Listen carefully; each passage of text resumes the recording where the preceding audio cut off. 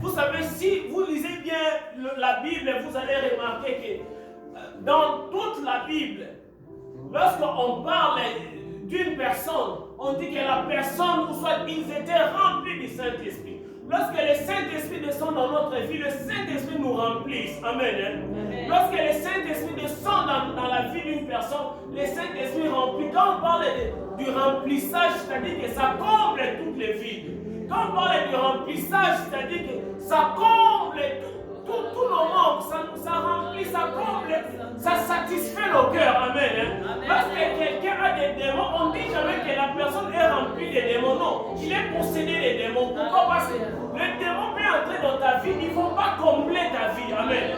Il ne faut pas combler, il ne faut pas satisfaire ta vie. Mais lorsque le Saint-Esprit entre dans ta vie, il comble. Raison pour laquelle on dit que nous sommes remplis. Aujourd'hui, j'aimerais pousser quelqu'un à appeler le Saint-Esprit. Le Saint-Esprit, c'est une personne. Vous savez, deux fois, nous considérons le Saint-Esprit comme juste... Non, le Saint-Esprit n'est pas un invité dans notre vie. Le Saint-Esprit n'est pas un oiseau comme on le présente. Le Saint-Esprit n'est pas le feu. Le Saint-Esprit n'est pas de l'huile. Le Saint-Esprit, il est notre ami intime. Vous savez, la même façon que les disciples ont vécu avec Jésus à leur époque, c'est de la même façon que Jésus attend que nous vivons avec le Saint-Esprit. Pourquoi? Parce que l'époque des disciples, ils avaient Jésus, mais nous, après Jésus, après les disciples, nous avons le Saint-Esprit en permanence. Je ne dis pas que le Saint-Esprit remplace Jésus dans nos vies, mais si on veut mettre dans le contexte même que Jésus avait envoyé le Saint-Esprit, le Saint-Esprit représente Jésus pour notre vie. Amen. Amen. Si les disciples pouvaient partir après de Jésus, pleurer lorsqu'ils avaient des problèmes, nous pouvons aussi partir vers le Saint-Esprit et pleurer vers lui. Si les disciples pouvaient placer même leur tête sur le pied de Jésus, nous pouvons aussi aller placer notre tête sur le pied du Saint-Esprit. Le Saint-Esprit est toujours disponible. Le Saint-Esprit est toujours disponible. Si les disciples pouvaient faire des exploits parce qu'ils avaient Jésus, nous pouvons aussi faire des exploits parce que le Saint-Esprit est ici avec nous. Amen. La différence et l'avantage que nous avons, plus que même les disciples, même si eux vivent avec Jésus en personne, mais nous avons le Saint-Esprit. Le Saint-Esprit est partout. C'est un esprit qui est partout. Tu es dans ta chambre, il est là. Tu es ici, il est là. Même vous qui nous suivez en ligne, le Saint-Esprit est là. Vous n'êtes pas sur place avec nous ici, mais là où vous êtes, le Saint-Esprit est là. Le Saint-Esprit est partout. Il suffit juste de l'invoquer. Il suffit juste de l'accueillir. Il suffit juste d'ouvrir le cœur et lui laisser entrer.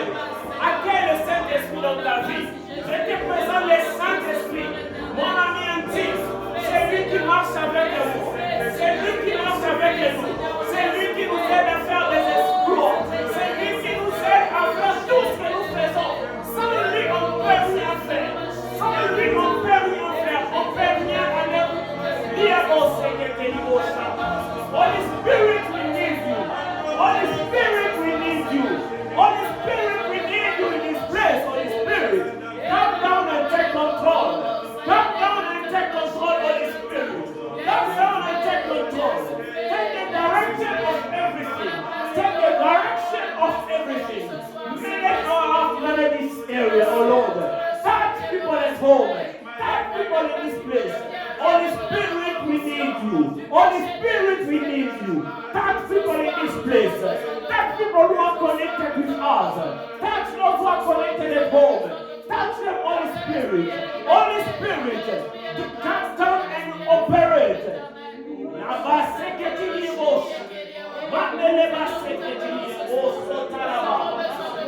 Holy Spirit, we need you. We need more of you, Holy Spirit. We want to walk in your step. When you step is where we will step. When you touch is where we will touch. Use our hand. Use our hand. Holy Spirit. Holy Spirit. Take control of this area. Take control of this place. Take control of this place. We need you, Holy Spirit. We need you, Holy Spirit. Holy Spirit, we need you. Holy Spirit, we need more of you. More of you and less of us. More of you and less of us. I want to disappear and to appear.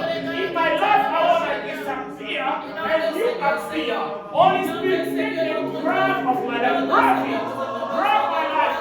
Grab my life, Holy Spirit.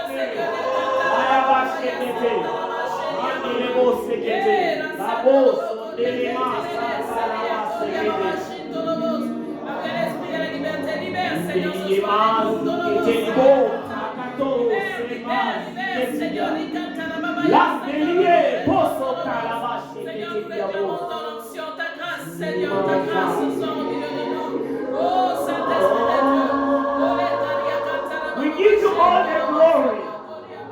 Yes, we give you all the glory. Only you, we give you all the glory. Yes, we worship you, oh our Lord. You are our Lord. We worship you. We give you all the glory. We worship you, oh Holy Spirit. We give you all the glory. Take control of everything. Take control of everything. This is what we can do. This is what we can do.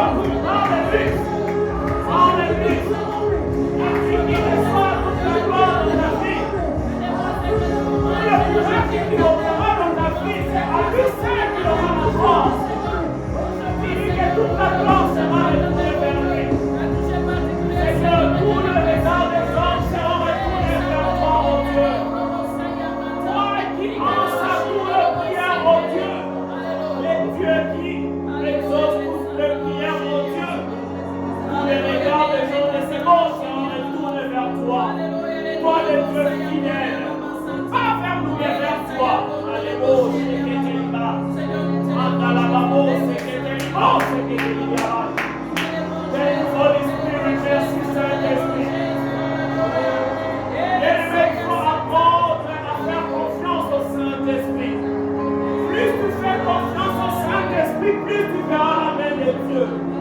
Lorsque le Saint-Esprit descend dans tes voix, c'est lui qui prend contrôle de toutes choses. Une fois même, la Bible dit que les sacrificateurs ne pouvaient plus continuer le service. Ils voulaient dédier le centre lors de la dédication du centre. Tous les sacrificateurs, les prophètes qui étaient là, ils ne pouvaient plus faire le service. Car l'Esprit de Dieu était descendu dans le centre, dans le temple du Salomon. Et il a pris contrôle de toutes choses. Écoutez, lorsque l'Esprit de Dieu descend quelque part, il prend contrôle de toutes choses. Car l'Esprit de Dieu, c'est lui qui connaît. Il sait bien faire les choses. Il sait bien opérer. Il sait bien toucher. Dans nos vies, dans nos prédications, dans nos ministères. Lorsque nous laissons le Saint-Esprit, le volant de toutes choses, il les conduira à bonne direction. Il conduira à bonne direction. Il conduira à la bonne vitesse.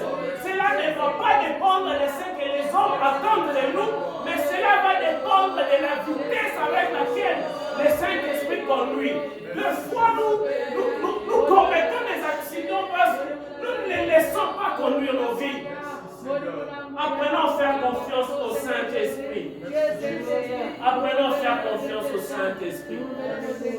Le Saint-Esprit nous enseigne beaucoup de choses. Car le Saint-Esprit connaît. Des fois même nous avons besoin d'aimer quelqu'un. Tu as du mal à aimer. Mais lorsque tu donnes les volants de ta vie au Saint-Esprit, il va t'aimer aider à aimer. Tu as des difficultés à prier. Donne le volant de ta vie au Saint-Esprit. Il va t'aider à prier. Il va te donner la soif de Dieu. La Bible dit que c'est lui qui crée le vouloir et le faire dans la vie d'une personne. Bien aimé, la victoire l'appartient. Si nous donnons nos vies, le volant de nos vies au Saint-Esprit, nous allons arriver à destination. Tu veux avoir un ministère qui va impacter le monde? Donne le volant de ton ministère au Saint-Esprit. Tu vas avoir une famille qui va impacter le monde. Donne le volant de ta famille au Saint-Esprit. Beaucoup de gens trébutent. Vous savez, je vais vous dire une chose. Beaucoup de gens commencent bien. Vous savez, commencer n'est pas un problème. Tout le monde peut commencer. Commencer n'a jamais été un problème. Mais achever, c'est là où il y a le problème. Mais la volonté de Dieu est que nous puissions bien achever. La volonté de Dieu est que nous puissions bien terminer la course. C'est ça la volonté de Dieu. Car la couronne a toujours été réservée à ceux qui terminent.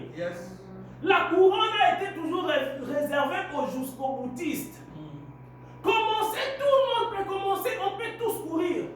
On peut tous commencer des projets, on peut tous commencer la marche. Mais c'est la finalité. Et pour avoir une bonne finalité, il faut associer le Saint-Esprit dans la course. Pour avoir une bonne finalité, il faut associer Dieu dans la course. Il faut l'associer. Vous savez, il y a beaucoup de gens, des fois même, on se dit, mais oh Seigneur, vous voyez quelqu'un, un homme de Dieu rempli d'onction, rempli de... Donc, quand je parle de l'onction, donc on voit, je ne parle pas de l'onction là qui est dedans, hein. Je parle de ce qui est dehors. Parce qu'il y a différentes onctions. Il y a l'onction qui est dedans et ce qui est dehors.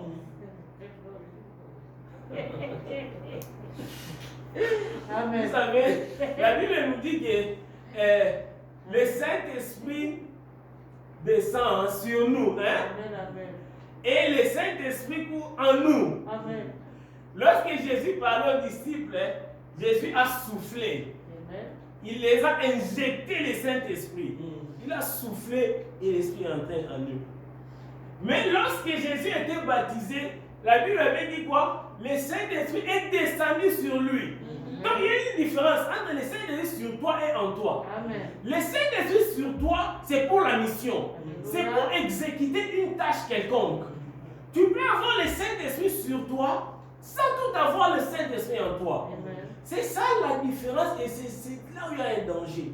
Beaucoup de gens ont le Saint-Esprit sur eux, c'est juste pour opérer. Tu vois, quelqu'un entre, il fait le power, il fait des histoires. Un homme de Dieu qui opère, il entre comme béni, quand il entre dans la salle, les gens tombent, le Saint-Esprit sur toi, il opère. Mais il n'est pas en toi. Parce que quand il est en toi, il produit les fruits de l'esprit. Amen.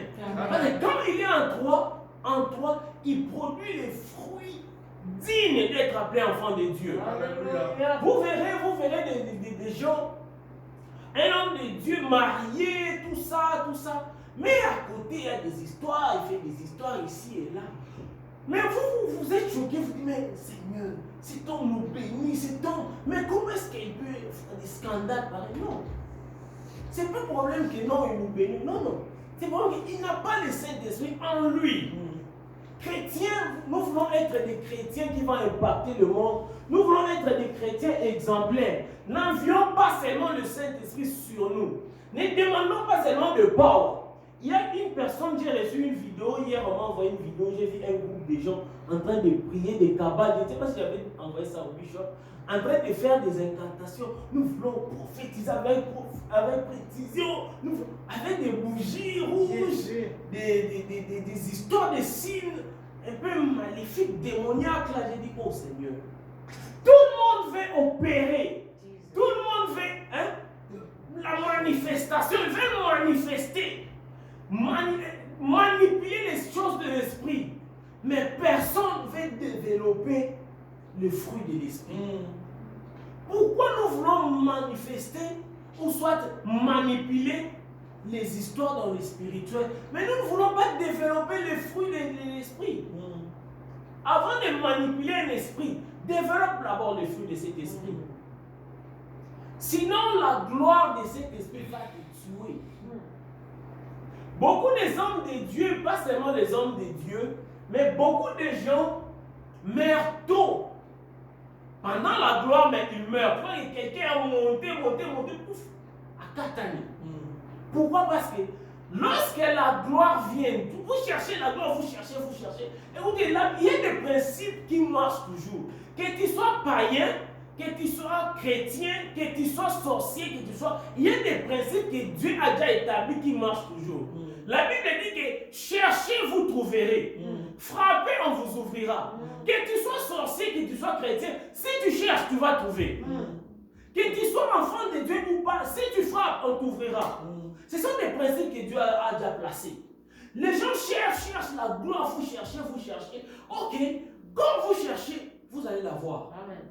Mais lorsque vous recevez cette gloire, quand vous n'avez pas le Saint-Esprit en vous, la gloire va vous amener, vous courez avec la gloire, vous manifestez, vous régnez, votre nom se répand, et puis vous arrivez à un certain niveau, pouf, scandale, pouf, vous disparaissez comme la fumée.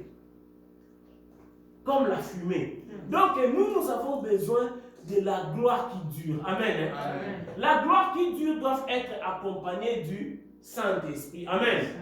Donc l'objectif c'est d'arriver. L'objectif n'est pas de commencer. Amen. Est-ce qu'on peut s'élever et adorer le Seigneur? Alléluia. L'objectif c'est quoi? C'est d'arriver et non de commencer. Amen.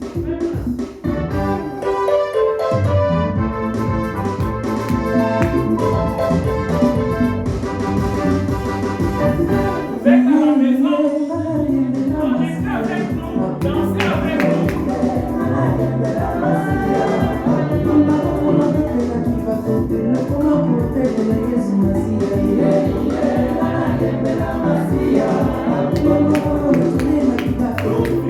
Dieu danse pour lui.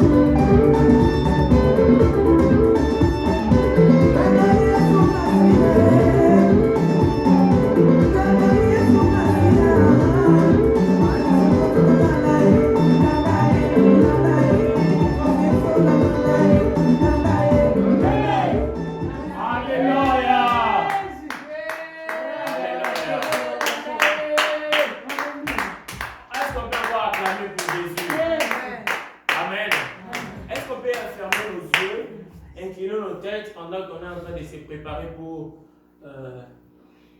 recevoir la parole de Dieu. Vous savez, la Bible dit que Dieu envoie sa parole et sa parole nous guérisse. Amen. Hein? Amen. Lorsque Dieu envoie sa parole, c'est pour que cette parole-là nous guérisse, pour que cette parole-là nous réconforte, pour que cette parole-là nous redirige, pour que cette parole-là nous ouvre les yeux, pour que cette parole-là nous corrige aussi. Amen. Dites à Dieu maintenant que Seigneur, permet que la parole que nous allons recevoir aujourd'hui puisse être une parole qui vient de toi. Seigneur, ouvre nos yeux. Permet que cette parole, au Père de gloire, change nos priorités. Parle-lui. Dis-lui que Seigneur, nous voulons que le prédicateur disparaisse et que toi seul puisses apparaître et parler à sa place. Nous ne voulons pas recevoir, oh Dieu, des messages fruits de ses pensées, mais nous voulons recevoir, Seigneur, le message que tu as préparé pour nous. Bénis les prédicateurs, couvre-lui par le sang de Jésus. Et parle de lui de toute attaque de l'ennemi. Et parle de lui, oh Dieu. Seigneur, nous prions pour le prédicateur qui va nous bénir, oh Dieu, ce soir. Seigneur, couvre-lui par le sang de Jésus. Protège-lui, Seigneur. Permets que tout ce qu'il dira ici soit inspiré par toi au nom de Jésus. Nous, Seigneur, nous silence every evil speaker. Seigneur, we only let you to speak to us in the name of Jesus. Prends contrôle de cet instant. Prends contrôle de sa vie. Prends contrôle de sa bouche au nom de Jésus. Permets que nos cœurs soient, oh Dieu, de terre fertile qui va recevoir cette parole au nom puissant de Jésus et l'utiliser au Père de gloire pour notre bien au nom de Jésus, au nom puissant de Jésus. Merci Saint-Esprit de prendre contrôle de toutes choses au nom puissant de Jésus. Prends contrôle de ces instants. Prends contrôle de ces instants, Saint-Esprit. Prends contrôle de ces instants, Saint-Esprit, au nom puissant de Jésus. Au nom puissant de Jésus.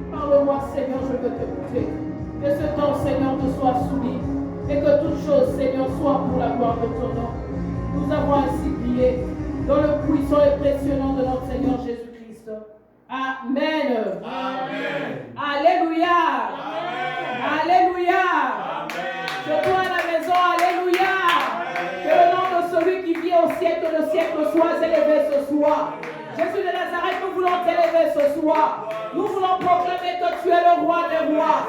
Dans ces situations difficiles, nous voulons dire que tu es le maître des circonstances et des temps. Dans ce temps que nous ne contrôlons pas, nous voulons dire, éternel, oh Dieu, que tout concourt au bien de ceux qui t'aiment. Seigneur, nous voulons t'élever ce soir. Nous n'élevons pas les hommes, nous n'élevons pas le diable, nous n'élevons pas les maladies, nous n'élevons pas, Seigneur, les circonstances, mais nous élevons celui qui est mort et ressuscité. Jésus-Christ, l'homme de Galilée, Jésus-Christ, l'ancien de jour. Parce que nous savons une chose, lorsque nous t'élevons, Seigneur, tout s'abaisse. Oh, la tempête se calme, Seigneur. Les tempêtes de nos cœurs se calment, éternel. Nous pouvons marcher dans les eaux, Seigneur. Ces eaux ne nous submergeront pas parce que tu es là.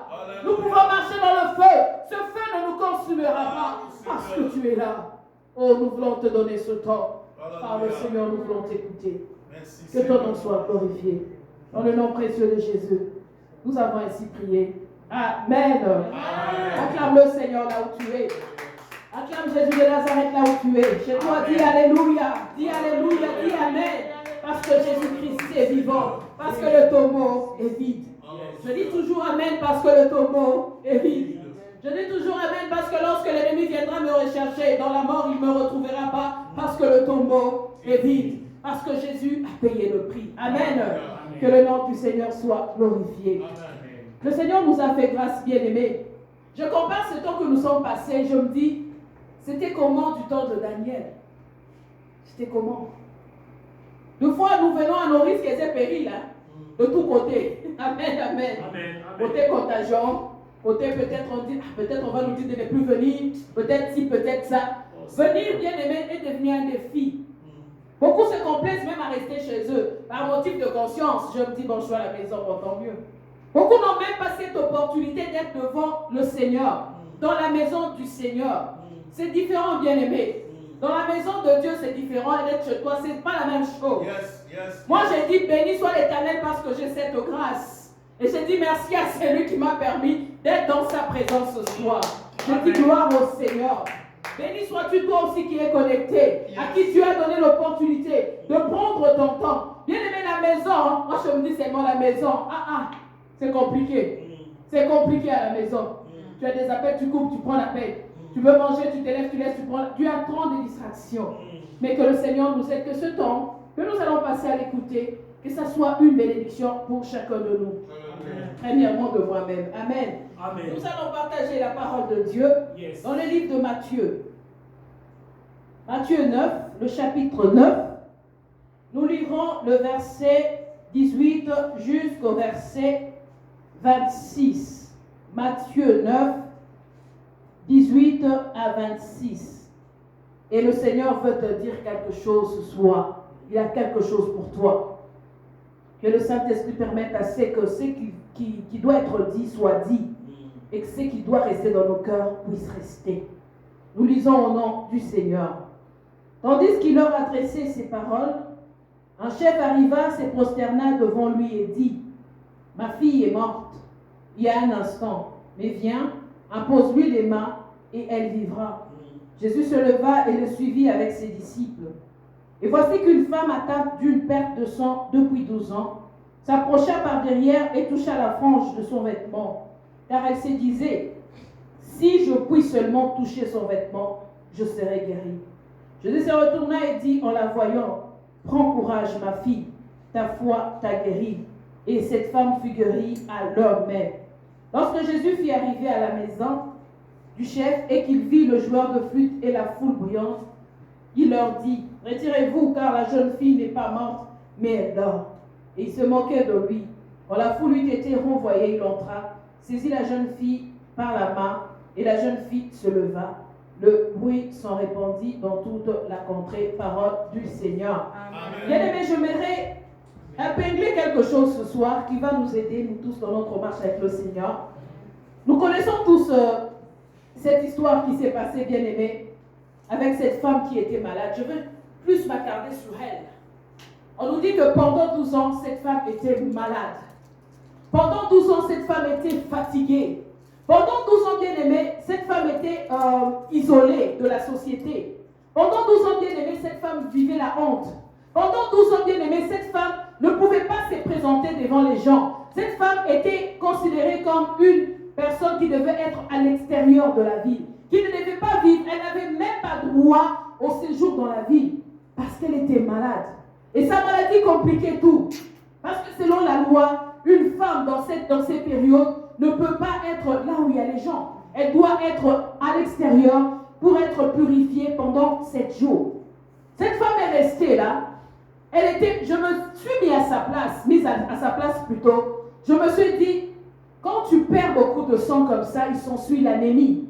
Elle devait être une personne fatiguée, qui n'avait pas un bon teint, qui était pâle.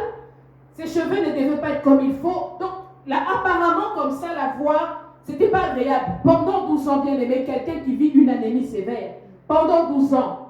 C'était une situation, bien aimée. Je pense qu'elle a pu chercher la solution de toutes les manières qu'elle pouvait. Elle n'en pouvait plus. Mais je remonte plus haut.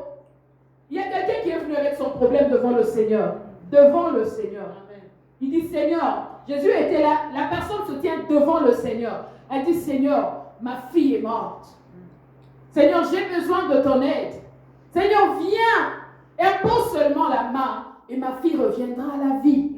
Cette personne avait la foi et cette personne est venue au su et au vu de tout le monde. Elle s'est présentée. Elle dit, Seigneur, aide-moi. Si tu ne m'aides pas, c'est compliqué. Aide-moi parce que j'ai besoin que ma fille revienne à la vie. Je sais que tu peux tout. Je reconnais que tu peux tout et que rien n'était impossible. C'est pourquoi j'ai laissé un cadavre à la maison et je suis venu te chercher pour que tu me fasses grâce. Bien aimé, on nous dit, le Seigneur s'est levé. Compatissant qu'il est, il a commencé à partir, à se diriger vers la maison de cette personne. Revenons à notre femme, celle qui était malade pendant 12 ans. Quand le Seigneur s'est levé pour une mission, pour aller guérir, pour aller ressusciter, pour aller visiter cette famille, bien aimé, le Seigneur s'en allait, ses pensées étaient tournées vers cet enfant mort. Ses pensées étaient tournées vers cette personne qui s'est présentée devant elle comme ça, qui a dit, Seigneur, aide-moi, ma fille est décédée. Bien aimé, cette femme, je suis sûre qu'elle a entendu un bruit. Qu'elle a entendu un bruit. On lui dit, il y a quelqu'un qui passe aujourd'hui dans la vie, qui ne fait que passer, bien aimé. Il y a quelqu'un qui va passer. Il y a quelqu'un, la première personne s'est présentée devant le Seigneur. Elle a exposé son cas devant le Seigneur. Elle a exposé son cas devant tout le monde. Elle a exposé son cas devant le peuple. Elle dit, Seigneur, elle a défié le Seigneur. Elle dit, Seigneur, viens guérir ma fille. Viens guérir ma fille. Puis le Seigneur s'est levé. Mais il y a eu quelqu'un qui ne pouvait pas se présenter dans la société. Il y a eu cette femme bien-aimée qui avait honte, qui n'était pas digne. On nous dit, elle est venue par derrière. La pauvre. Parce que si elle s'est présentée devant le Seigneur dans la société, personne ne lui aurait permis de faire ça. Bien-aimé, la chose qui te dérange, bien-aimé, tu ne peux pas même la dire devant les gens. Tu ne peux pas. Tu as honte. Tu ne peux pas. Dans le temps, on confessait. J'entendais dans le temps, quand on grandissait, les gens disaient, j'étais prostituée. J'ai laissé. Les gens disaient, non, j'ai volé dans ma compagnie. Je vais le mettre. J'ai volé des papiers. On entendait cette histoire. Moi, j'ai volé des papiers duplicataires. Maintenant, j'ai dit, je ne veux plus voler.